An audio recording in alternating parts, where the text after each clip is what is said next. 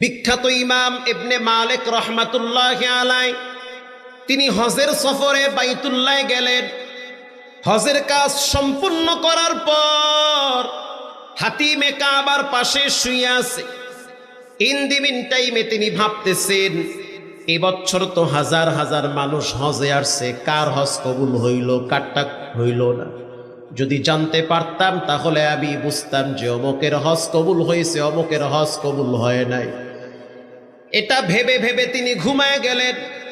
স্বপ্নে দেখতে আছে, মালিক ইবনে দিনার, সাবধান, অন্যের হজ নিয়ে চিন্তা করিও না, তোমার হজ কবুল হইল কিনা সেই চিন্তা আগে করো।